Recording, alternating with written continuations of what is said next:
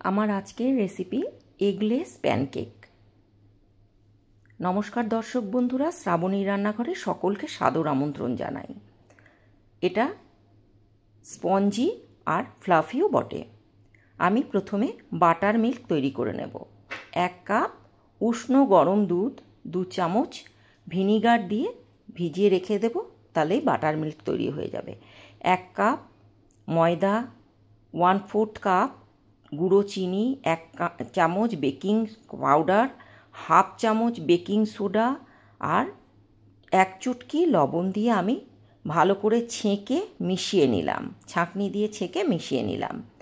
এবার আমি বাটার মিল্কটা এর মধ্যে দিয়ে দেব।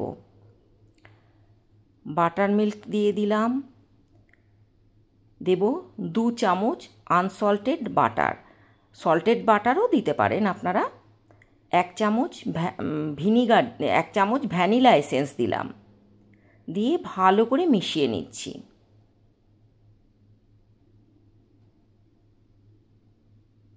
ভালোভাবে মিশিয়ে নিতে হবে।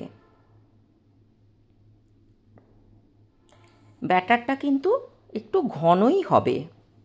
থিকনেসটা আপনারা দেখে নিন কীরকম হবে।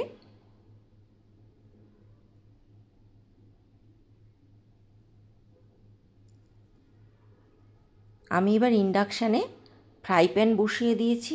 বাটার ব্রাশ করে দিলাম ফ্রাই প্যানে। দিয়ে আমি ব্যাটার থেকে 1 চামচ করে দিয়ে দিচ্ছি।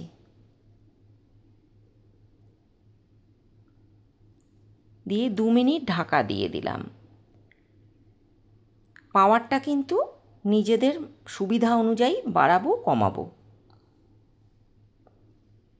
2 মিনিট পরে খুলে আমি উল্টে দিচ্ছি।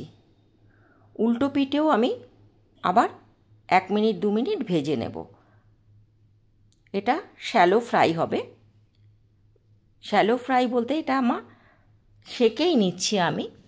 হয়ে গেল। আমি এইভাবে সব প্যানকেকগুলো বানিয়ে নেব।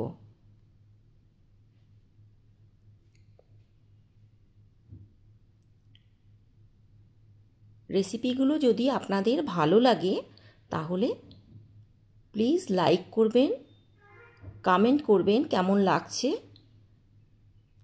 শেয়ার করবেন যাতে সকলেই দেখার আর শেখার সুযোগ পায়, আর সাবস্ক্রাইব করে নেবেন যাতে আমি পরবর্তী রেসিপি পোস্ট করার সাথে সাথে আপনাদের কাছে নোটিফিকেশানটা চলে যায়। প্যানকেকগুলো আমি মধু আর বাটার দিয়ে সার্ভ করব। রান্নাটা দেখার জন্য অসংখ্য ধন্যবাদ। নমস্কার।